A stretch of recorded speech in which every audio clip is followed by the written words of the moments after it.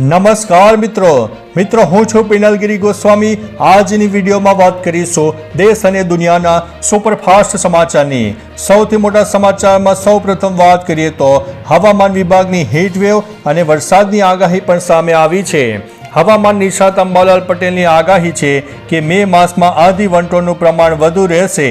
10-11 મે બાદ બંગાળના ઉપસાગરમાં હલચલ, પવનોનું ચક્ર સારું રહેતા ચોમાસું સારું રહી શકે છે।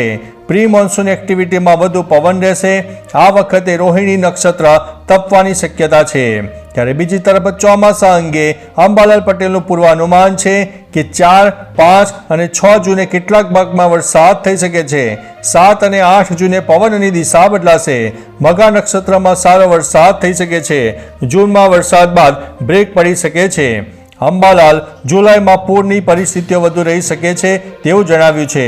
ગુજરાતમાં અંદાજિત 101 થી લઈને 104 મિલીમીટર વરસાદ થઈ શકે છે। ઓગસ્ટ સપ્ટેમ્બરમાં ચોમાસું સારું રહી શકે છે। પાછોતરા વરસાદમાં પણ પવન ફૂંકાઈ શકે છે। મિત્રો, અન્ય મહત્વના સમાચારની વાત કરીએ તો 9 એપ્રિલથી ગેસના ભાવમાં ઘટાડો, લાભ ગ્રાહકોને અપાશે તેવું અદાણીએ જણાવ્યું છે। કેમિકલ ઇન્ડસ્ટ્રીએ અદાણી ગેસના ભાવમાં ફેરના વિરોધમાં ગેસનો વપરાશ બંધ કર્યો।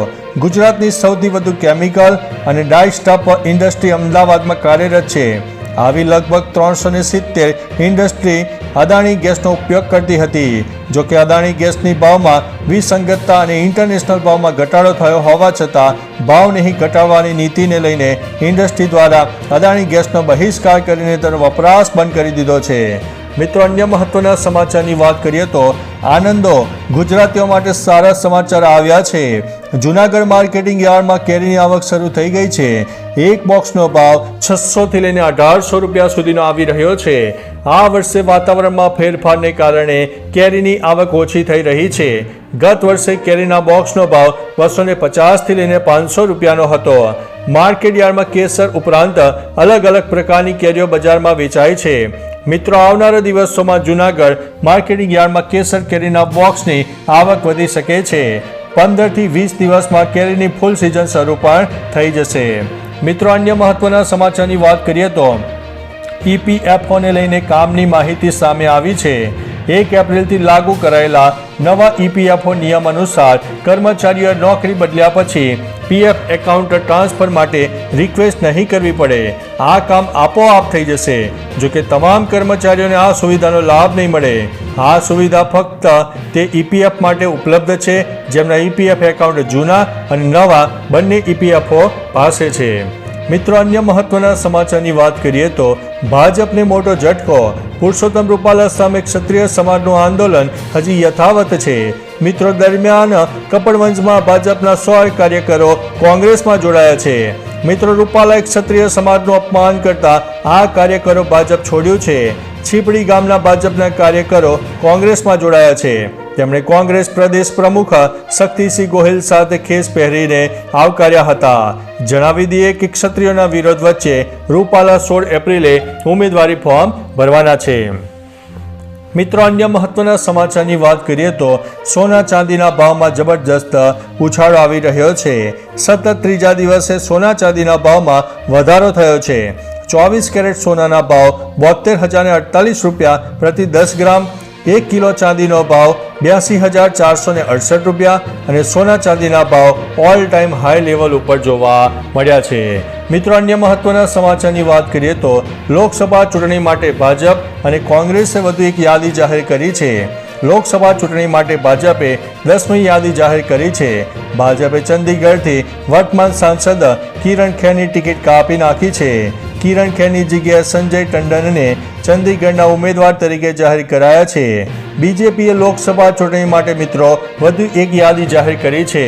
મિત્રો, આ યાદીમાં 9 ઉમેદવારોના નામ છે જેમાં ઉત્તર પ્રદેશથી 7 અને પશ્ચિમ બંગાળની આસનસોલ અને ચંદીગઢની બેઠકો પણ સામેલ છે। આજે કોંગ્રેસ પ્રમુખ મલ્લિકાર્જુન ખડગેની અધ્યક્ષતામાં યોજાયેલી CECની બેઠકમાં લોકસભા ચૂંટણી 2024 મહારાષ્ટ્રની 2 બેઠકો ધુળે અને જાલના ઉમેદવારોના નામોની યાદી જાહેર કરવામાં આવી છે। મિત્રો, અન્ય મહત્વના સમાચારની વાત કરીએ તો 25,000 નોકરીઓ, LPG સિલિન્ડર 400। બીજેપીના રાષ્ટ્રીય અધ્યક્ષ જેપી નડ્ડાએ અરુણાચલ પ્રદેશના વિધાનસભા ચૂંટણી 2024 માટે પાર્ટીનો મેનિફેસ્ટો બહાર પાડ્યો છે. જાહેરનામામાં સરકારી અને બિન સરકારી ક્ષેત્રોમાં યુવાનો અને મહિલાઓ માટે 25,000 નોકરીઓ અને 400 રૂપિયામાં એલપીજી સિલિન્ડરનું વચન આપવામાં આવ્યું છે. મિત્રો, જેપી નડ્ડાએ કહ્યું છે કે જો રાજ્યમાં તેમની સરકાર બનશે તો પાર્ટી ડીટીએચ મોડેલ પર કામ કરશે, જે વિકાસ, પરિવર્તન અને સંવાદિતાનું પ્રતીક છે. મિત્રો, અન્ય મહત્વના સમાચારની વાત કરીએ તો વહેલા આવશે બોર્ડનું પરિણામ. લોકસભા ચૂંટણીને કારણે ધોરણ 10 અને 12ની બોર્ડની પરીક્ષાનું પરિણામ એપ્રિલના અંત સુધીમાં આવી શકે છે. મળતી માહિતી મુજબ હાલ ધોરણ 10 અને 12 બોર્ડની પરીક્ષા પેપરની ચકાસણીનું કામ પૂર્ણ થઈ ગયું છે. પેપર ચકાસણીનું કામ પૂર્ણ થતાં પરિણામ તૈયાર કરવાની પ્રક્રિયાનો પ્રારંભ કરવામાં આવ્યો છે. તબક્કાવાર ધોરણ 10 અને 12નું પરિણામ જાહેર કરવામાં આવશે. પરિણામ બાદ શિક્ષકો લાગશે ચૂંટણીના કામોમાં. મિત્રો, અન્ય મહત્વના સમાચારની વાત કરીએ તો હવામાન વિભાગની મોટી આગાહી. હવામાન વિભાગની આગાહી પ્રમાણે 3 દિવસ વાતાવરણ સૂકું રહેશે. સૌરાષ્ટ્ર અને કચ્છના દરિયાકાંઠે અકળામણ અનુભવાશે. 13 થી 16 એપ્રિલે સામાન્ય વરસાદની આગાહી છે. 13 એપ્રિલે સુરત, નવસારી અને વલસાડમાં વરસાદ પડી શકે છે. બીજી તરફ 13 એપ્રિલે ગીર સોમનાથ ઉપરાંત કચ્છમાં પણ વરસાદની શક્યતા છે.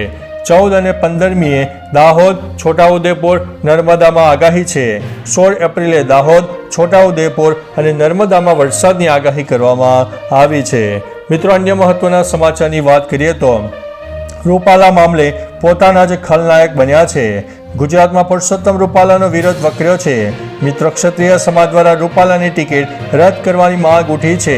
મિત્રો, ક્ષત્રિય સમાજે રૂપાલાની જગ્યાએ ઉમેદવારને ટિકિટ આપવાની માંગણી કરી હતી. માહોલ વચ્ચે આ સમગ્ર ખેલા પાડનાર ભાજપના નેતાઓ જ ખોદણી કરતા હોવાનું સામે આવ્યું છે. મિત્રો, જેમાં એક પૂર્વ મંત્રી સહિત 5 ભાજપના નેતાઓની સંડોવણી હોવાનું સામે આવ્યું છે. આ સત્યથી ભાજપનું મોવડી મંડળ પણ ચોંકી ઉઠ્યું છે.